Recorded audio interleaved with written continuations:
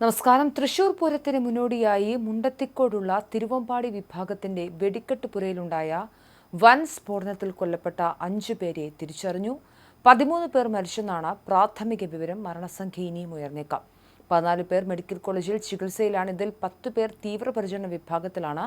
5 പേരുടെ നില ഗുരുതരമാണ്. ഇതിൽ 2 പേർ വെന്റിലേറ്ററിലാണെന്നും ആരോഗ്യമന്ത്രി ഇന്നലെ വൈകിട്ട് തന്നെ ഔദ്യോഗികമായി അറിയിച്ചിരുന്നു. അതേസമയം മൃതദേഹ അവശിഷ്ടങ്ങൾ കണ്ടെത്താൻ 3 കെടാവർ നായകളെ ഇന്ന് എത്തിച്ച് അന്വേഷണം രാവിലെ തന്നെ പുനരാരംഭിക്കും. കൂടാതെ സ്ഫോടക വസ്തുക്കൾ പരിശോധിക്കാനുള്ള 3 നായകളെയും എത്തിക്കും. അതേസമയം മോർച്ചറിയിൽ എത്തിച്ചവരെ തിരിച്ചറിയാനാവാതെ ബന്ധുക്കളും സുഹൃത്തുക്കളുമുണ്ട്. പല ആളുകൾക്കും അതീവ ഗുരുതരമായി പൊള്ളലേറ്റിട്ടുണ്ട്. ചില മൃതദേഹങ്ങളുടെ ശരീരഭാഗങ്ങൾ മാത്രമാണ് ലഭിച്ചിട്ടുള്ളത്. ഈ സാഹചര്യത്തിൽ എത്ര ആളുകൾ മരണപ്പെട്ടിട്ടുണ്ട്, എത്ര ആളുകൾക്ക് ഈ ദുരന്തം ബാധിച്ചിട്ടുണ്ടെന്ന കാര്യങ്ങളൊക്കെ മനസ്സിലാക്കേണ്ടതുണ്ട്. ഏറ്റവും പ്രധാനപ്പെട്ട പരിമിതി ഈ അപകട സമയത്ത് എത്ര പേർ ഈ ടെൻറ്റിൽ ഉണ്ടായിരുന്നു എന്ന കാര്യത്തെക്കുറിച്ച് കൃത്യമായൊരു ധാരണയില്ല എന്നുള്ളതാണ്.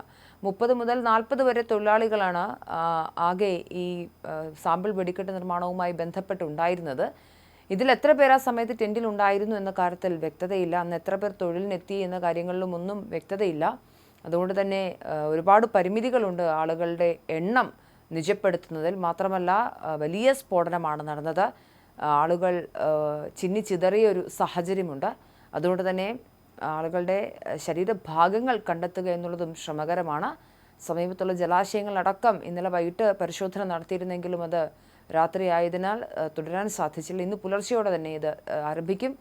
ഇന്നലെ വൻ സ്ഫോടനത്തിൽ കൊല്ലപ്പെട്ട 5 പേരെ തിരിച്ചറിഞ്ഞിട്ടുണ്ട്. മരണപ്പെട്ടവർ സുദർശൻ പഴയന്നൂർ വെണ്ണൂർ സ്വദേശിയാണ്, പാലക്കാട് കുമരന്നൂർ സ്വദേശി വാസുദേവൻ, തൃശൂർ കുണ്ടന്നൂർ സ്വദേശി സുവിൻ, വിഷ്ണു, വിജീഷ് എന്നിവരെയും തിരിച്ചറിഞ്ഞിട്ടുണ്ട്. സ്ഫോടനത്തിൽ പരിക്കേറ്റ് മെഡിക്കൽ കോളേജിൽ കഴിയുന്നവരെ ആരോഗ്യമന്ത്രി വീണ ജോർജ് ഇന്നലെ സന്ദർശിച്ചിരുന്നു. ഓരോ രോഗിക്കും ചുരുങ്ങിയത് 3 ഡോക്ടർമാരുടെയെങ്കിലും സേവനം ലഭ്യമാകുന്ന രീതിയിലാണ് ചികിത്സാ ക്രമീകരണങ്ങൾ ഒരുക്കിയിരിക്കുന്നത്. മറ്റ് മെഡിക്കൽ കോളേജുകളിൽ നിന്നുള്ള വിദഗ്ധ ഡോക്ടർമാരുടെ സംഘവും തൃശൂരിലെത്തിയിട്ടുണ്ട്. മൃതദേഹങ്ങൾ തിരിച്ചറിഞ്ഞാൽ വലിയ പ്രതിസന്ധിയാണ് അധികൃതർ നേരിടുന്നത്. ലഭിച്ച മൃതദേഹങ്ങളിൽ 7 എണ്ണം മാത്രമാണ് പൂർണ്ണ രൂപത്തിലുള്ളത്. 9ഓളം ശരീരഭാഗങ്ങൾ വേർപെട്ട നിലയിലും കണ്ടെടുത്തു. മൃതദേഹങ്ങൾ കൃത്യമായി തിരിച്ചറിയുന്നതിനായി ശാസ്ത്രീയമായ DNA പരിശോധനയും നടത്തും.